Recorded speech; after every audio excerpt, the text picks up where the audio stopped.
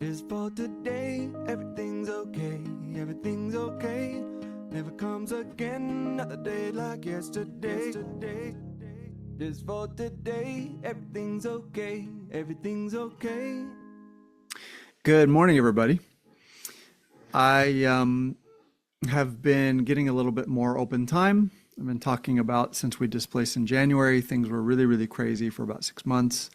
Things are leveling out now. We're into a new living area that we'll be in for at least a year, possibly two.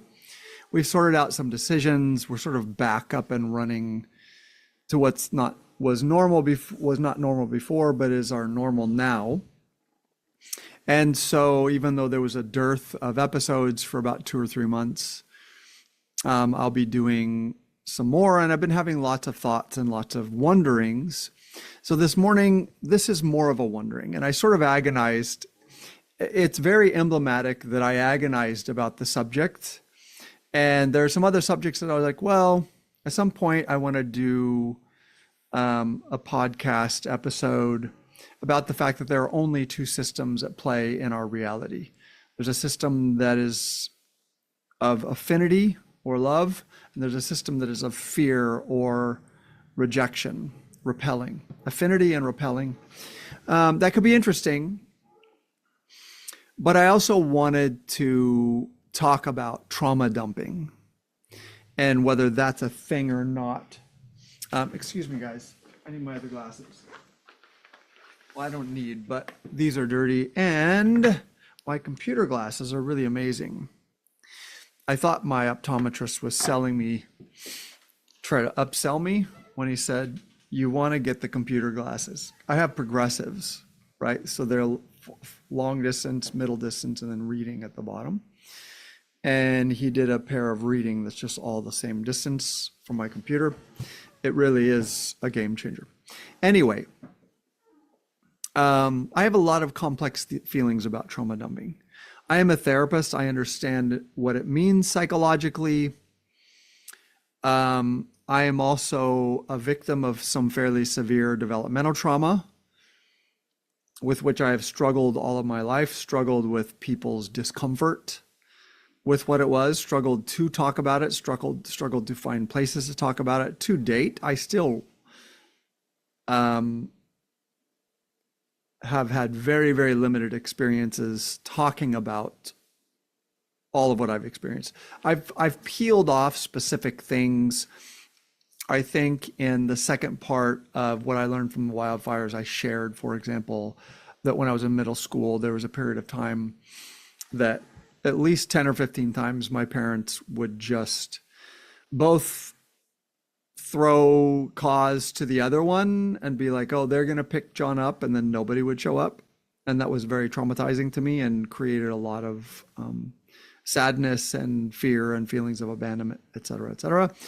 But to be honest with you, that kind of stuff, though emotionally significant, is not that significant compared to other things that I experienced that I've never said. And I constantly, I'm like, would I ever say that on a podcast episode? And I'm not gonna today.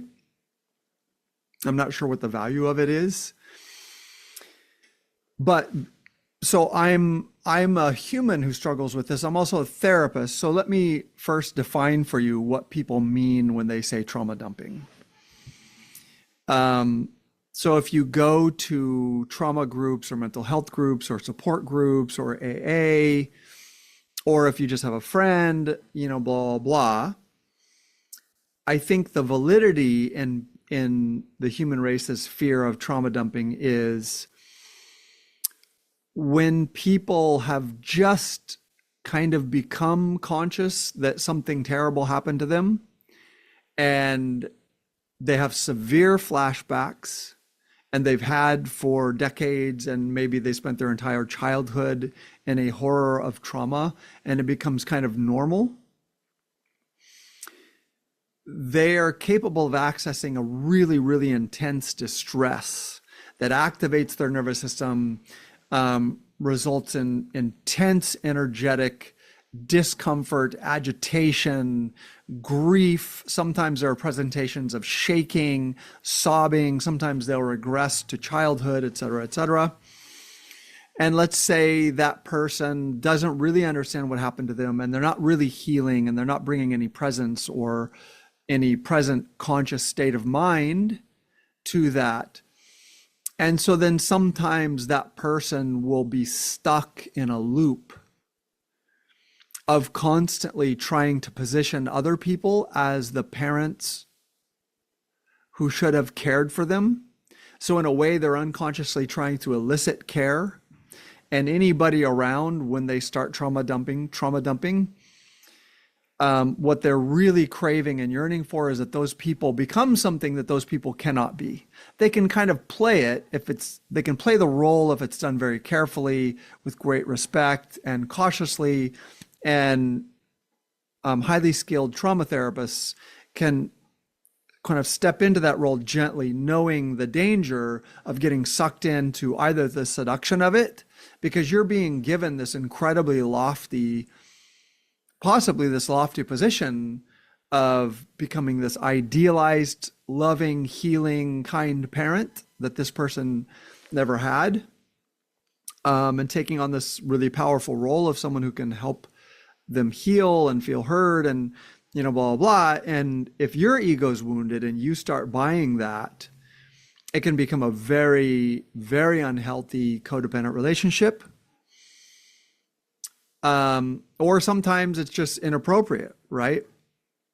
I had two bosses, and one, I won't name the office, but oh my God, like I never worked with so many neurotic, inappropriate, just that place was wild. And of course, as is often the case, even though the left and liberals feel like they're morally superior to the right, where sometimes there's just unabashed sexism or sexually inappropriate jokes or whatever, the left is just as bad.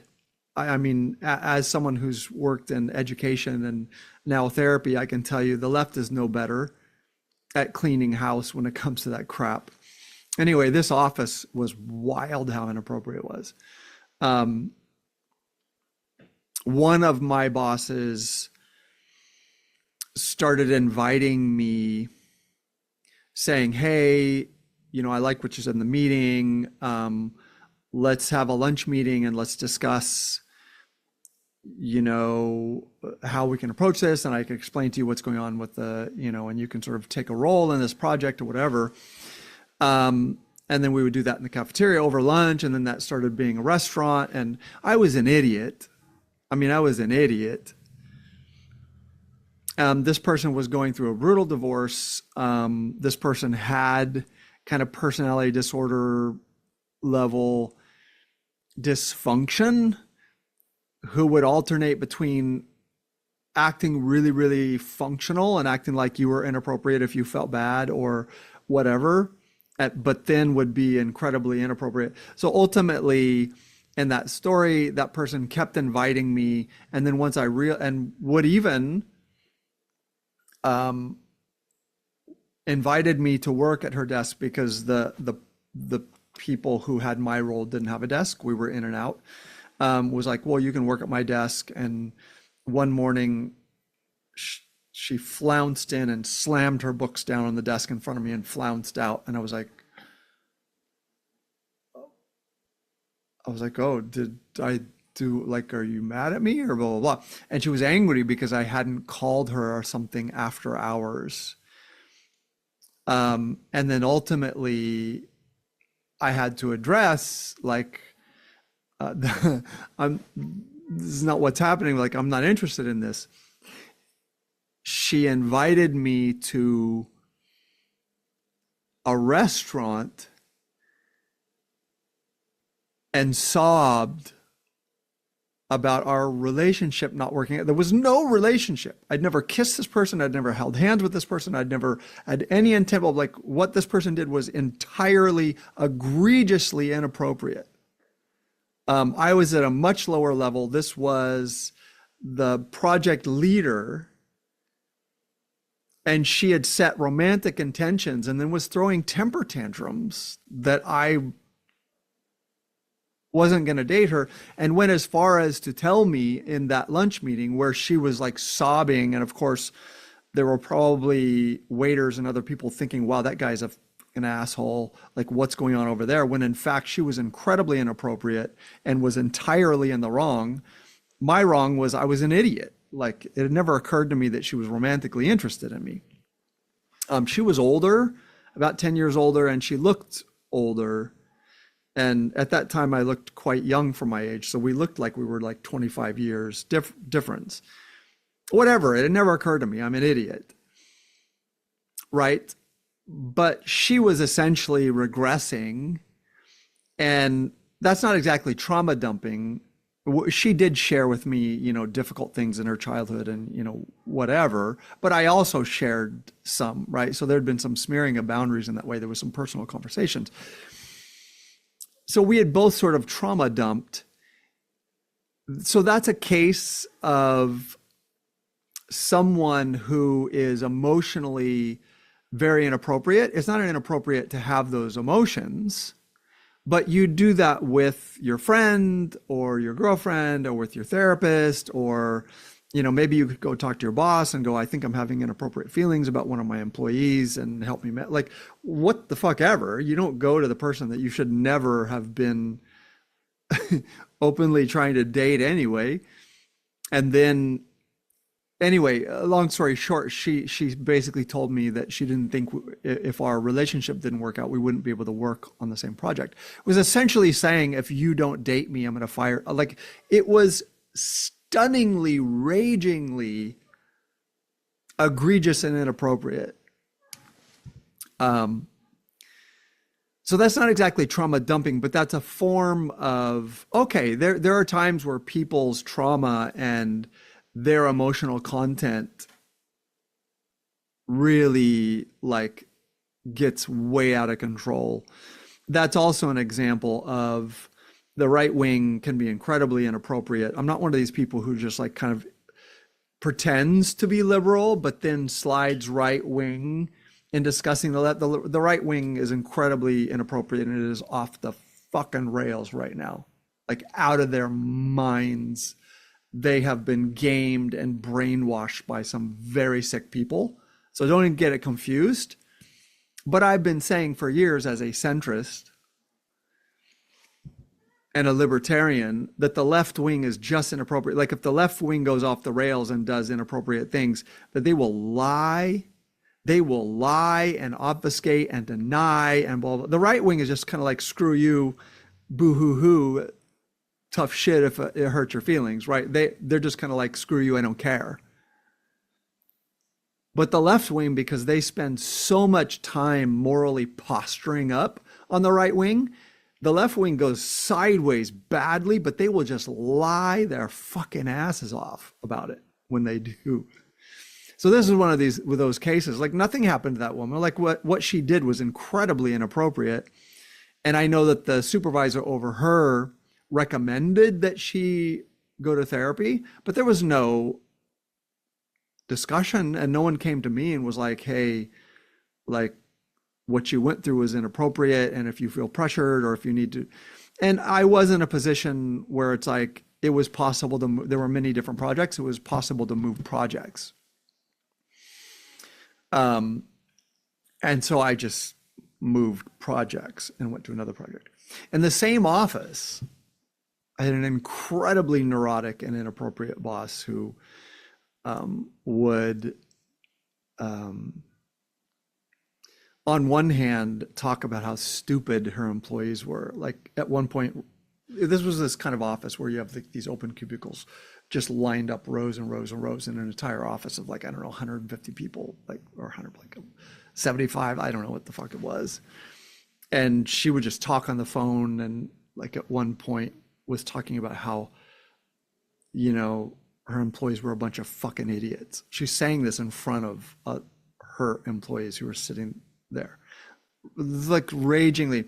At the same time, she had employees who had been billing her for at least a year, if not more, and had never done any work. Not one single thing, had not turned in anything. I got off, right? I love telling stories and remembering shit. Like it was fucking wild. And that person used to stress me out really badly. Um, and I was getting better at setting boundaries when she would ask for things that were beyond, that were unreasonable, that was not possible. She would be really needy and just get really scared. I'm like, do this, and you need to do blah blah blah. And I got better at just very gently, diplomatically setting boundaries. And one day she sort of burst out and was like, "You're just like my father," and like walked away. And I was like, "Holy fuck, what?" I mean, I have responses all the time. Like I have responses out of the trauma of my father, out of trauma. Like I don't, there's no judgment of that. But if you're like so stunningly unaware of your content that you feel comfortable actually stating to that to someone who is your inferior, who actually relies on you for their paycheck, that's wild. That's wild. Anyway, so these are cases where and I've been in cases where my emotional content just came raging out and completely inappropriately. So, it's not like I'm a victim and not an offender. But let's get back to the main topic, that about trauma dumping. It's a situation where someone takes their trauma content and they're aware enough, or maybe they're not even aware. They're just like, bleh, their emotional content just bleh, comes roaring out, and they have no control and they have no awareness. I had a situation the other day where I got a little bit nervous talking to someone, and then I got a little verbal diarrhea. I didn't say anything inappropriate, but maybe talked too much or divulged more than sometimes people do to someone they don't know. And I can kind of feel it. I can feel I'm uncomfortable. It's like, okay, well, let's reel it back for a second. Listen to the other person for 10 or 15 minutes, say thank you, and move on, right? To have a certain amount of awareness. So there are people who don't have any awareness, or people who just barely have had awareness, but they're still in a childlike state in which they need and they want other people to be present to their trauma and their emotional state and their difficult emotions. And they, in a way, they want other people to be responsible for, or to soothe, or to help them do something with it, right? In therapeutic circumstances, so that's maybe some mild version of trauma dumping. In therapeutic circumstances or support groups, or whatever, trauma dumping is when someone just sits there, far beyond the fair amount of time that anyone should have, and sobs and tells their whole story and goes on about it and blah blah, blah, and continues to do that, or is emotionally completely out of control. And we call that trauma dumping. And I've done that a couple times in a group that I participate in, where it's like, okay, I'm in my trauma. I need to reel this back, whatever. So again, it's not, it can happen.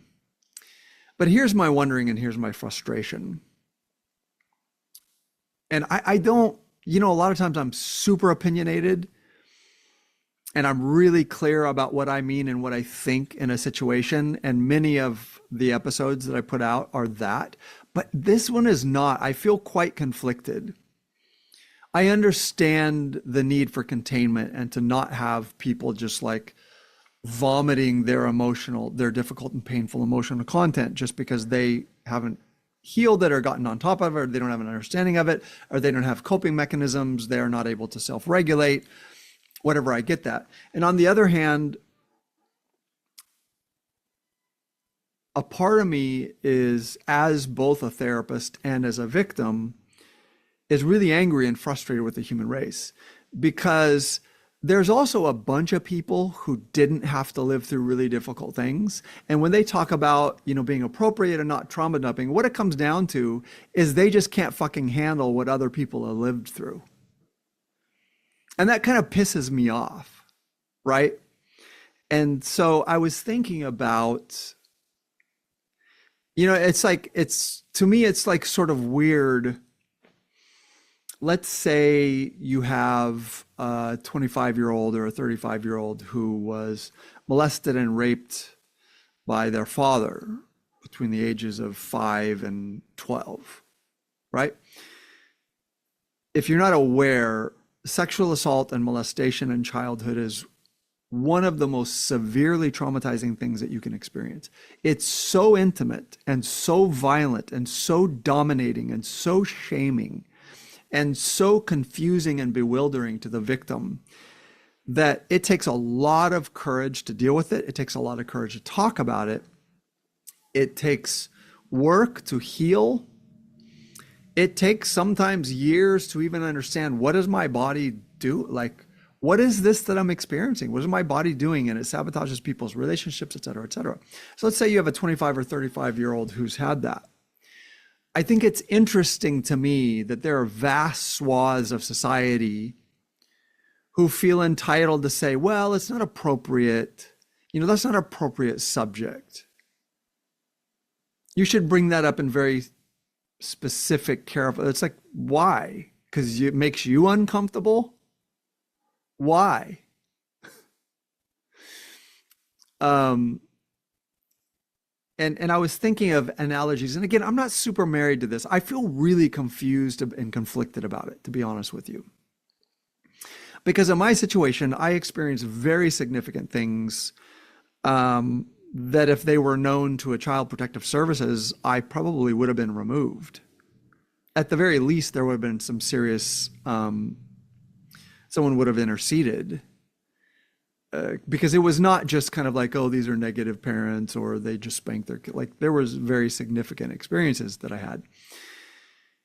And I've spent my life, and especially as a man, because it's a different, and it's as a man who suffered it mostly from my mother, it's a very different dynamic. And my siblings mostly refuse to talk about it, refuse to believe it happened, and certainly don't want to discuss it. My mother completely denies it. My father, when I told him the things that happened, was just like, well, I don't believe you. And so you come from that, which is super, super common in the more severe types of trauma. So people come from that. They come from a place where they've been gaslit by the perpetrators really badly. And those kinds of perpetrators will start a program early, right? So my mother, from very, very early, was calling me crazy, saying that I fib, saying that I lie, saying that I'm dramatic, saying that I exaggerate, blah, blah, blah. Concurrently with her doing these things and me pushing back and saying, you can't do these things. In fact, there was a really wild, I think it was like 6 years old. And I don't even know where or how I'm proud of this to this day. I don't know where or how the thought or the idea came to me. At one point, I threatened to call the police on her. And I told her, I was like, I'm going to call the police on you. And she laughed at me and she was like, oh, pooh, you kids are spoiled. Right, and dismissed it. Of course, I was just a little kid and like nothing was going to come of it. And there were 2 other occasions, I think maybe 3 in total, that people threatened to call the police when they or she were doing in public, in visible public. But it never happened, right? And so I have, and many, many people who have experienced things worse than I have, the kinds of perpetrators that do that lie through their behavior, they lie. And people who don't experience this don't realize, they think a lie is just like someone going like, no, I didn't do that, you're exaggerating. No, that's just the tip of the iceberg. Those kinds of people set you up to look crazy. And they will early start accessing mental health and aiming mental health at you to build a history of mental health around the victim. I see this as a therapist all the time, like young people being brought in by emotionally, psychologically really crazy, and I shouldn't say that, right? Because I have clients and I don't have any of those right now, but I have had in the past where it's like the parent is just a personality that's like wildly inappropriate, abusive, chaotic, right? And they've been aiming mental health at their child, and that child comes to me at 16 or like whatever. And there's already been this long history built around that. That parent does that instinctively. I don't think they get up in the morning and go, I'm gonna do this. And the thing is, society doesn't understand that. Very few people understand, because they were just exposed to people who sometimes lie when they're behaving badly and then go, yeah, you're right, I did kind of lie. Or there's a disagreement about the perception of reality. But those kinds of abusive parents, they know what they did, right? My mother knows what she did, and she knows she's lying. It's like, it's not things that you can go, oh, that could be perceived differently. Some of it is, right? There's always stuff where you could go, oh, well, I see it this way and she sees it that way, and blah, blah, blah. But there's some stuff that's so egregious. And this is where I use something like sexual assault. It's like, did you or did you not, as an adult, use your 6-year-old child and orgasm and penetrate? Like, nobody's confused about that. You can lie and say it didn't happen, but if we're discussing, like, right? So those kinds of parents will, maybe they might be verbally, like, really, they just might harass their child with negativity and blah, blah, blah. And if that child grows up and is like, oh, you were like really verbally abusive, blah, blah, blah, that parent's just going to go, oh my God, it's like, you had behaved poorly. And yes, I could have done something differently. And I didn't know how to say it properly, but I wasn't abusing you. Like, oh my God, you exaggerate. Well, society doesn't know. Unless they were there, they don't have any way of sussing that out. They don't have any way of sussing that out. And I feel really sorry for the victims of that, because if you actually are there and you see it, there's a significant emotional and energetic difference between a parent who kind of has a rough day and pops off a little bit and is like, oh my God, and comes back in and is mostly caring, and a parent who is toxically, chronically negative and limiting, and everything the child does, they're like, oh my God, that'll never work. How you, which, by the way, my mother did this constantly, right? It was just this relentless, that'll never work. You're crazy. What are you doing? Why would you, like, it was just constant. So even that created a lot of destruction. She did worse than that. That created a lot of emotional and psychological destruction. But the thing is that stuff, you can go to society and they don't know. Like, society's full of this, like, well, don't blame the parents. And you know what, when we're kids, we feel this, and you know what, you might have perceived it that way, but you grow up and you understand, and blah, blah, blah. And yeah, there are definitely parents who kind of lose it sometimes and say something negative and blah, blah, blah. But those toxic parents who do nothing but that relentlessly will lie and say that they're that parent. And they're full of shit. They are full of shit. They're lying to themselves, they're lying to the victim, and they're lying to society. And there are people out here who are saying this, and they're victims of this, right? And I am one. Nobody's going to believe it. So part of what the issue is that happens is when you have that parent who's toxically, relentlessly negative and shutting you down and twisting everything that you say and accusing you of being crazy, and anything that you say you're going to do, they're like, that's not going to work, and you can't do that. Well, you ruin everything, and you're going to break it. And like, right? That person who grows up in that knows that they experienced something exceptionally toxic and negative. But you can't go to society and talk about that. They don't know what the fuck you're talking about. They don't know. They have a vested interest in wanting to believe that it was just some version of, well, parents have bad days, and you know what, your parent had a difficult child. They might have been a little bit negative, whatever, but you need to get over it, blah, blah. They don't fucking know. They have no idea. And this is the thing. This kind of toxic parent or parent who is seriously abusive and then just lies about it, they rely on the fact that people don't know and people don't want to know. and people are in denial and they want to compress everything and they want to believe everything is this thing over here where parents have hard days and it could be difficult, and maybe that those parents were going through a divorce and they had a difficult couple of years and that is hard, but the parent, the child needs to grow up and get over it, blah, blah, blah. When that child knows, they know that's not what we're talking about. That's not what we're talking about, right? So in my case, it's like, that's not what we're talking about. I'm talking about a parent who relentlessly every single time was like, you can't do that. That's never going to work. You're crazy. Why would you, blah, blah. You better talk to your father. I don't know, like every single thing every time I moved, I was like, what are you doing? What are you doing? You're going to make a mess. Well, like every single time I moved. That isn't that other thing. That isn't that other thing, right? But you can't go into society and talk about that. They don't fucking know. They have no idea, and they don't want to believe it, and they don't want to see it, and they don't want to think it.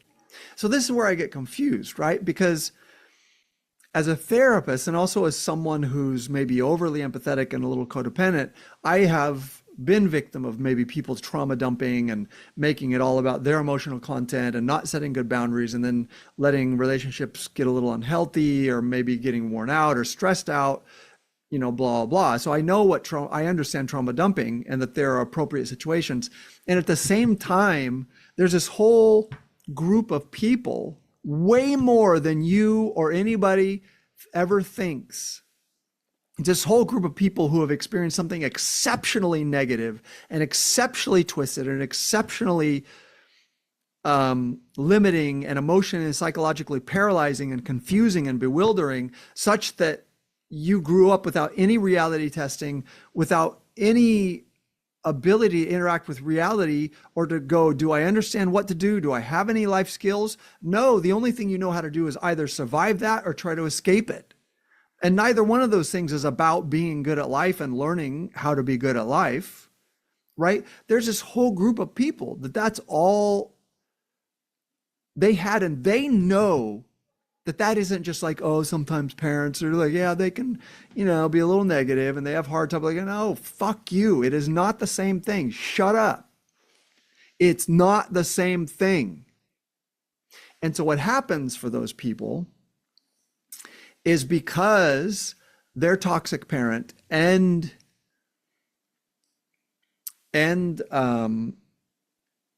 that toxic parent also lies and gaslights them and also sets up everyone around them and convinces, as my mother did with my siblings, absolutely convinces them that the person, right? My mother's thing was like, oh, he's a musician, he's an artist, and he feels things so deeply. And I'm telling you, if I told you the things that she did, you'd be like, oh, there's no way to be confused about that. You could be confused about negativity, or you should have had more hugs, or like, oh, you're sensitive, blah, blah, blah. But the things that she did, there's no fucking confusion.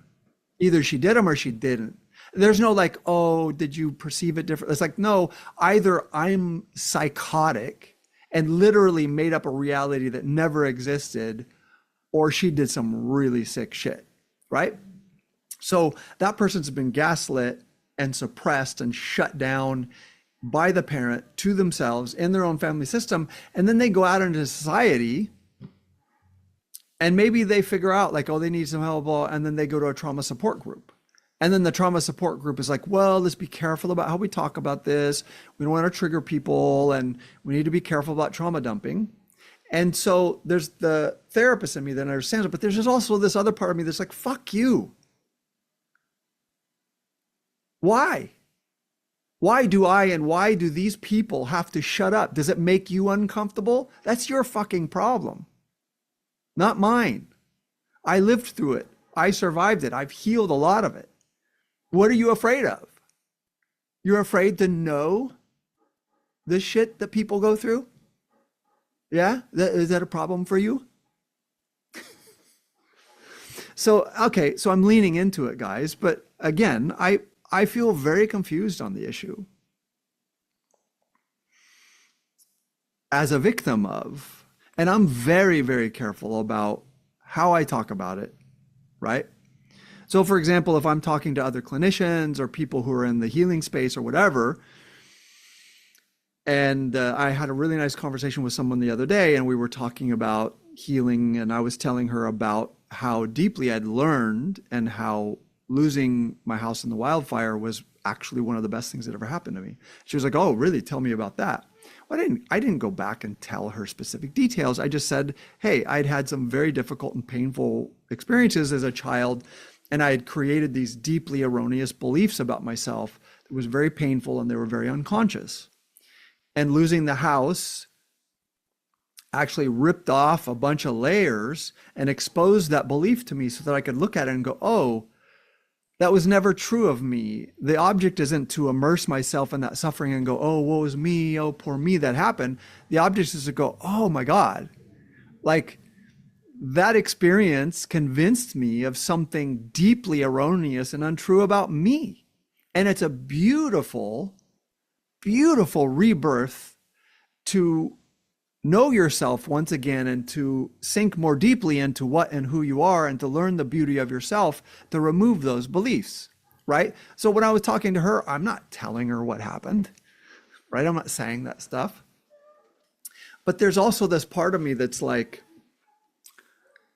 you know, if someone was like, yeah, you know, I built this business and man, there was like 2 or 3 really rough years, and people were like, yeah, like what happened? Like, oh my God, what did you do?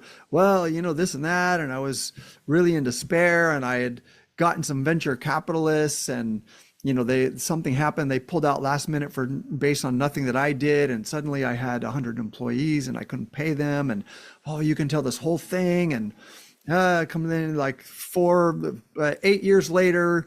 Ended up selling the company for 8 million, and well, people were like, oh yeah, that's interesting. Or maybe it's not interesting, but no one's like, don't tell it.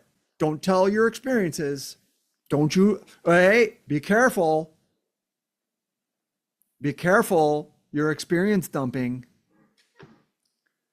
So why in the fuck does everybody freak out that you had experiences? And you're like, well, I had experiences. My parents are lying about it. My siblings are lying about it. I have not talked about it for decade after decade after decade after decade.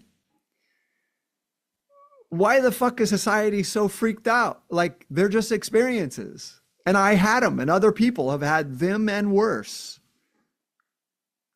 And so this is the other part of me that's like, what are we doing here? Like, why are we like, oh, share your experiences, you know, talk about your reality, talk about your truth. I mean, you know, guys, when I say this, I'm not aligning myself with Black people and Black experience. I am saying that white society in general does this really bad to Black people, right? In this country, Black people had horrific experiences perpetrated by us. When I say us, I mean white America at large, that involved rape, that involved torture, that involved murder, that involved kidnapping. When I say kidnapping, keeping a human being and forcing them to work is kidnapping and slave. Like, there's no, like, it's almost like slavery's been the word slavery has been sanitized. It's like, shut the fuck up. Slavery is literally taking a human and putting them in a position where they have no option but to task and use their body like an animal. In fact, worse than animals, because slave owners treated their oxen and their horses better than they treated slaves. If a horse ran away, they didn't bring it back and whip it or cut its foot off. Right? And so Black people had all those experiences, and they've been telling us for hundreds of years. Like, think about the moral fortitude of Black people in this country. They've been telling us for hundreds of years, while white society at large is like, nuh-uh, well, why are you still talking about it? And like, no fucking ownership, no moral maturity to go, oh my God, like, oh, I don't want to be the person who says that.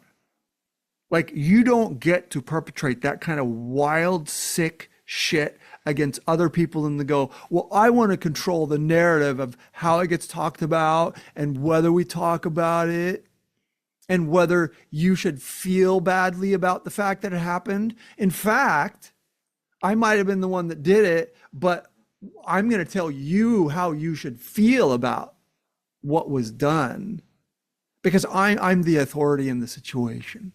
Do you know how fucking gross it's wildly disgusting. And frankly, white society has succumbed to moral rot, in my opinion. And slavery is at the core of it. Slavery is at the core of it. Our country's inability to own what the fuck we did. And I don't mean as a modern like white person going out and like, oh, I'm so sorry, I'm an ally, and being fucking gross. I don't know. I can't speak for white people, but I'm pretty sure they don't fucking want that shit. Just act like humans with humans. Just act like humans with humans. And then if that person who came from generations of that kind of treatment from this country are angry or hurt and they tell you, yeah, it happened and we participated in it. I don't walk around like, oh, like, no, like nobody asked for that. If they did, I'm not doing it, but nobody asked for that, right? It's this weird thing. It's this weird thing where society's like, there's some things that can happen to people that we don't want you to talk about. Hey, shut the fuck up, man. You don't want women to talk about rape? Then maybe we should go hard after men and after, like, even to this day, it's shocking.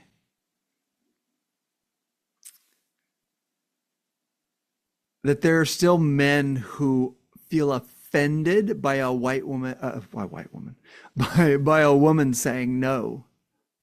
They feel offended and it makes them angry and like, what the fuck is wrong with you, dude? Are you out of your mind? You might think she's an asshole. You might think that the way she said it was cruel and unkind. Like, how big of a pussy are you? That someone's mean to you and you're like, you get violent.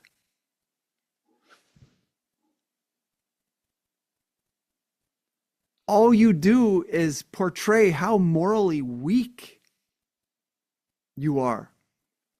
That's the thing people never understand. Silencing victims and denying culpability and refusing to take responsibility for any part that you play in something weakens you. It weakens you.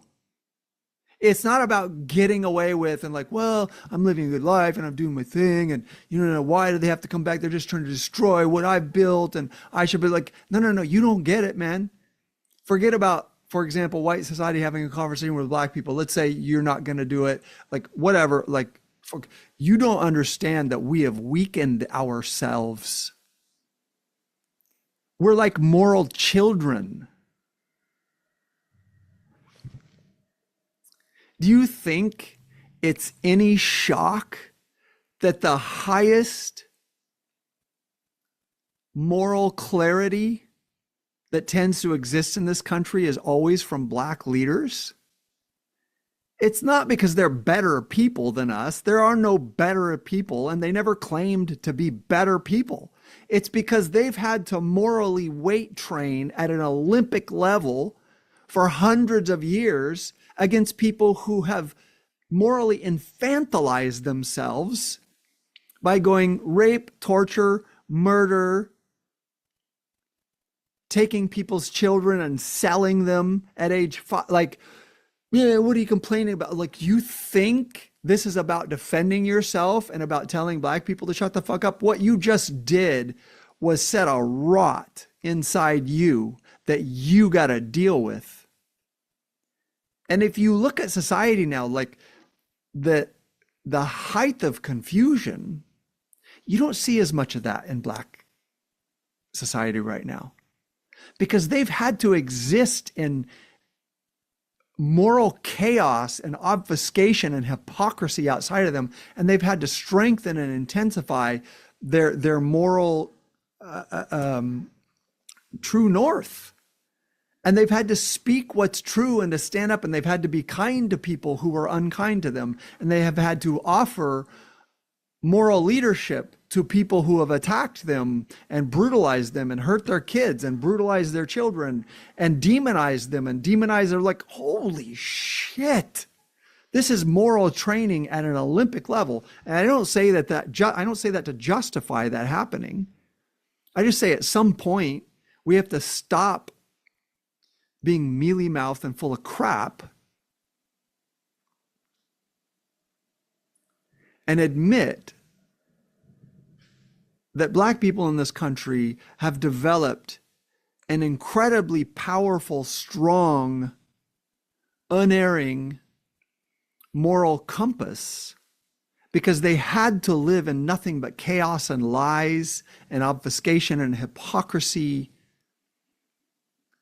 of people who cut them with one hand and sold them the bandage with the other, and then secretly infected it, and then pointed at them and said, why are you weaker than us? You see how sick you are, it's your fault. Okay, let's bring it back. I said my piece. To the idea of trauma dumping, right? Are Black people trauma dumping? They shouldn't talk about their experiences. Are women trauma dumping? They shouldn't talk about their experiences. So this is me on the other side, right? There's a therapist on one side who gave you the anecdotes of where I've suffered and been the victim of people who didn't exactly trauma dump, but they were taking their out of control emotions and their childhood trauma and just all over inappropriately people who actually worked for them. Right? That's a kind of trauma dumping. And then the inappropriately when people make it all about themselves and they dominate time and blah, blah, and they don't offer support. They're like, okay, it's trauma dumping, right? There's a therapist part of me, but this is also, and you see guys, this is why I'm so conflicted, because I feel convinced of both. And I haven't thought through it enough to see how they go together or what the overarching truth is. But this is the other part of me that looks at women's experiences, looks at Black experiences, looks at my own experience. And it's like, fuck you. You're full of shit, man. You can't handle what those people experience. They shouldn't talk about it. Don't talk about it. It makes us uncomfortable. We're busy living the good life. Oh, great. The least that you could do is listen when you participated in trying to erase someone's most significant and most painful experiences, right? So this is my conflict with the word trauma dumping. I don't like it. I understand where it comes from. I don't like the word. The implication across the board that people talking about extremely difficult experiences. And this is where a lot of the stuff gets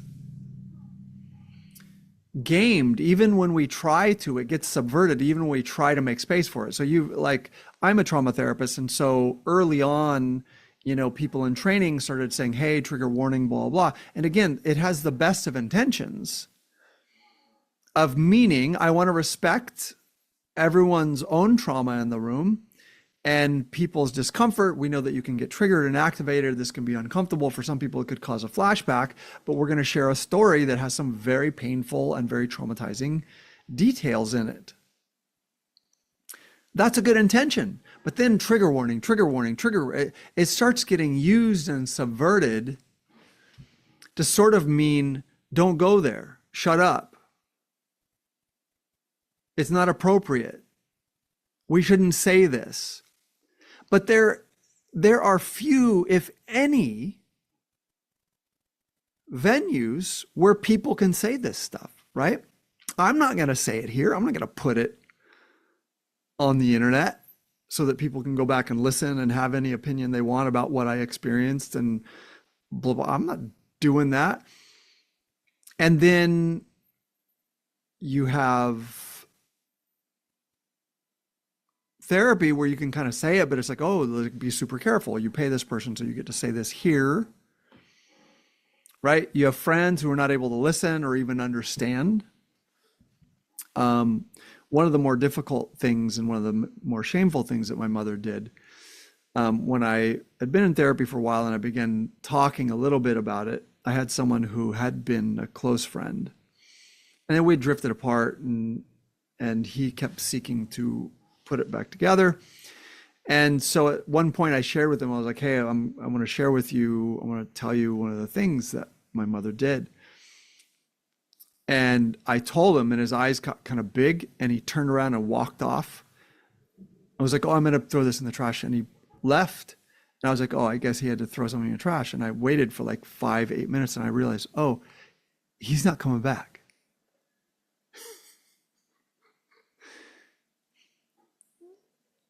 Just walked off. Never mentioned it again. Never was like, hey, man, I feel uncomfortable. Like, I don't know what to say about what you told me. That's terrible if it happened. Like, I don't know. Wild. But you have to understand that people who experience things like I experience, and even worse, we experience this constantly. There's this thing that the entire human race is, don't say it. Don't say it. Don't make us uncomfortable. We don't know what to do. We don't know how to deal with it. Tough shit. I lived through it. You can handle fucking hearing it. Or maybe you can't. I don't know. Or maybe it isn't healthy. I don't know. I feel really conflicted. I feel really conflicted. And I've done a lot of healing, and I've had beautiful, beautiful moments, even extended periods of time, where I felt so much love and gratitude and connection that I was like, it's not important. It's not important. I don't need to. I don't need to. I don't need to make my life about that. I don't need other people to hear about it. I don't need to. Or maybe that's the truth. Maybe that's it.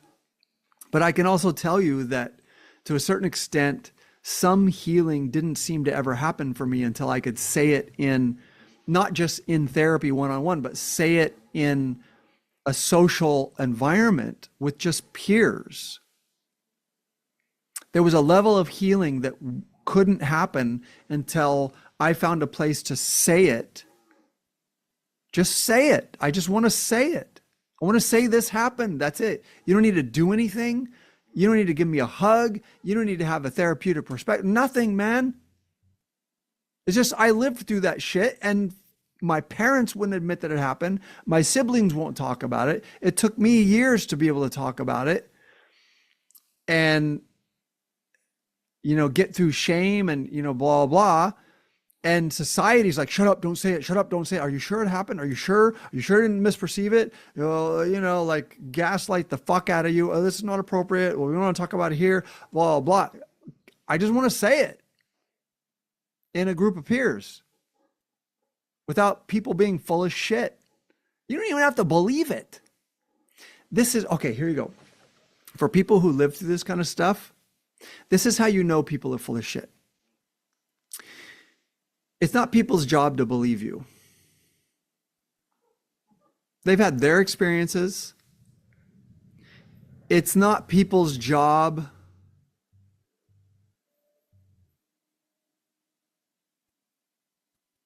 to believe or to understand what you experienced. I'm a white person who was raised in a white society. I didn't fully believe. I wasn't even aware. I had mostly white people. I didn't understand what black people were going through. And when I got into situations living in LA where I experienced more people from many different walks of life, I had resistance. Like anybody, I thank God it's just my personality. I just tend to believe people when they tell me. I just tend to just go, okay, yeah, like I tend to believe people. That doesn't mean that I understand, right? It's not your job to believe or understand. Here's how you know that people are full of shit and they have an agenda and they just got really uncomfortable and they were gaslit and they're supporting the gaslighting, or they have a sibling that their parent gaslit. That happens a lot too, is that narcissistic abusive parent will gaslight and abuse one child and will idealize the other one. The other one will become more narcissistic. And the child who got idealized, who got different treatment, will refuse to believe what the abused child experienced. Because abusive parents do not abuse all their children. We have to get over that stupid bullshit too. People have this primitive, stupid fucking belief that abusive parents are just obnoxiously, openly abusive and stupid, and they treat all their kids and all their kids are bruised and all their kids are taken about. No. Those fuckheads choose a victim who they abuse and go after and suppress and insult and control, and they will idealize and they will generally kind of treat their other kids better. And then they'll start gaslighting and telling their other kids, I don't know why, like I've tried to do everything and he just perceives it differently, so angry at me. And they will sit there and play on the guilt. They will create guilt around as if the victim should be guilty. And they will pretend to those other siblings that they treated relatively well, that they treated that abuse victim the same, and they're lying through their fucking teeth. And people don't want to believe it. They don't want to believe that because they didn't experience it. They can't really, people can't really click. They can't really get, right? The same way before I spent a lot of time listening to Black people, I couldn't really believe, like I didn't have the wiring to really go, oh, fuck. Like this is insidious and it extends into everything. And it's this toxic soup that these people walk around in 24 hours a day. I think, like I believe that, and I have my own experiences. If I stayed in my family, it was toxic 24 hours a day because you never knew when the next lie or hypocrisy or gaslighting was coming. People have no idea the level of elegance and sneakiness and insidiousness and the psychopathy, like the level of lie, just bald-faced lying. Again, I'm not going to share what my mother did, but the last time I pushed one of my sisters because she was old enough to remember some of the stuff. She's all in, totally loyal to my mom and my parents, but I pushed her and I could tell that one of the more egregious things that had happened was discussed with my oldest sister who's passed away and has been discussed with that sister because they were old enough that my mom can't get away with completely lying. They remember some crazy shit, right? And so my mom has admitted to my oldest sister who passed away and my other sister who's older than me that that event happened. And my oldest sister was like, oh, because of religion? And it became apparent that my mom had convinced her that religion had convinced her to do what she did. Now, if I told you what she did, you'd be like, oh my God, how the fuck do you believe that? There's no religion on the face of the planet that would ever have suggested doing what she did to me. Ever. There's not one. And I know for a fact that the religion I was raised in, that's nowhere. She invented that. I have to guess that there were some very inappropriate things that happened in her home or what the fuck ever. She invented that, but she convinced my sister that religion had made her do it.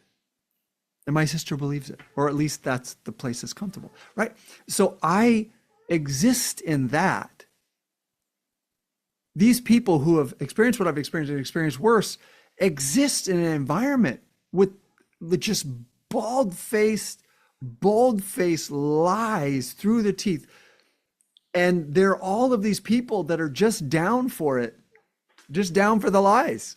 They're just down for it because it's easier, because it's more comfortable. And this is my problem with people having an issue with trauma dumping. Is it's so convenient and so easy for people who didn't experience those things, who just want to be comfortable. Well, how convenient for you. I support your comfort. I want you to be comfortable. And it's also my right to say what happened to me and to talk about it. It's an important part of my life. I've learned amazing things and I've developed amazing skills and amazing presence. And there are gifts that have come out of that. I don't want to live through it again, but there are gifts that have come out of that that are undeniable. I won't go into them because I'm not going to tell you what happened. But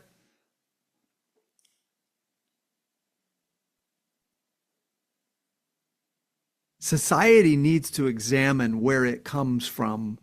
This overarching, like, oh, what really is just like, well, the perpetrators want the conversation shut down. And they have a bunch of sycophants who are 100% in, who are also at some unconscious level often afraid of the perpetrator, as my sister is, or at least was afraid of my parents and what they would do. And I know that my oldest sister was, because when I talked about some things that happened at one point, she was like, well, now they're going to blame me. She was afraid, right? To a certain extent, she was okay with my parents demonizing me and acting like I was crazy, as long as it didn't get turned. And those kinds of abusive parents, my mother being the most abusive, that's what they do. Is they turn siblings against each other because there's so much fear, right? So then there's society. So there's the perpetrators want the conversation shut down. They don't want it talked about. And then there's sycophants. They don't want it talked about. And then there's people who never experienced it, who find the information disturbing and they don't know what to do and they feel morally responsible and they feel guilty, then they feel really uncomfortable. And they don't want to hear about it. They would rather convince themselves of what the sycophants say and what the perpetrators say, which is it's not really what that victim says it was. So those other people who feel uncomfortable because they've never experienced anything that sick, they want the perpetrator and the sycophants to be right, because that makes them comfortable. Because then they can be like, well, some people are kind of mentally ill and maybe it was bad, but I don't think it was that bad. And they just do this whole bullshit that's meant for nothing else other than to make them comfortable. And so people like myself, and again, there are many people who have experienced far worse, and there are far more of us than anyone ever imagines. We live our lives being silenced about some of the most important things that we have ever experienced. And in fact, things that we have borne up under, which required courage and perseverance and strength. Things that have cost us desperately and dearly for years, in my case, decades. And things that we have overcome. And there's no acknowledgement. It's not like I want a pat on the back or people want a pat on the back, but it's like for many people, for me, one of the most significant things I did with my entire life was to overcome and let go of most of what was done. Right? And even talking about it now, there will be toxic therapists and toxic spiritual people, blah, blah, will be like, oh, well, if you healed it, why are you talking about it? Why aren't you putting something good about it? Shut the fuck up. It was my life and I experienced it, and it's my right to say what happened to me. If it makes you uncomfortable, maybe you need to examine your bullshit.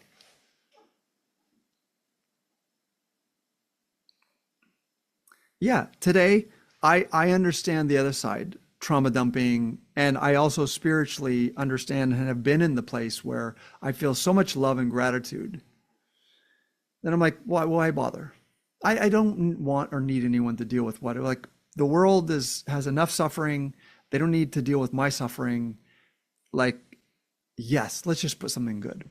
And then also, I'm a human being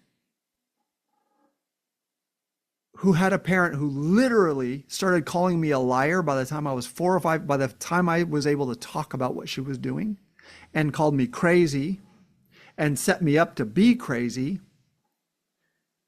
and told my siblings that I was so artistic and so sensitive, felt things so deeply and exaggerated. Well, it was gaslighting me since 4 or 5 years old, and then had my siblings separated from me because it's like, for a period of time. I was like, why talk to these people? Like, they're not even talking. They don't even know who I am. They don't know what I've dealt with. They don't know what I've done. They don't know anything that was important for me during that time. I've developed a lot of other things about myself. Having kids helps a lot with those kind of relationships. It becomes important. You have a much more broad spectrum of how you relate, and that's wonderful. But all of that was shut down. And then you go out into society. Society is like, we'd rather believe the perpetrator. We'd rather believe the flying monkeys or the sycophants, because it makes us uncomfortable and we can't understand it, blah, blah, blah, right? It's not your job to understand it. It's not your job to know what to say. It is your job to go, if you're telling me this, I believe you. I don't know what to do. In fact, I feel really scared about what you're telling me. If that happened to you, fuck, I'm sad for you. And also, I'm super limited, and I'm sorry that I can't help. Duh, ta-da, right? That's all it is. So, guys, trauma dumping and the need for boundaries and safe containers in which people don't just go on and on narcissistically dumping their own suffering and making it all about that. And there are people who get stuck in their own suffering, for years and years and years, and that's really hard. And there are situations like the situations I told you, work situations where my bosses using their emotional, like, temper tantrums was entirely inappropriate, should never have happened. And then there's also this huge thing that hardly anyone ever talks about. That there are this group of people who have had these really intense, really difficult experiences, and they've survived it, and they've healed from it, and they've gotten through it, and they've coped around it, and they've built some kind of life in spite of it, and they've healed it, and they've alchemized it, blah, blah, blah. And everyone's like, don't talk about it. Don't talk about it. Oh, it's inappropriate.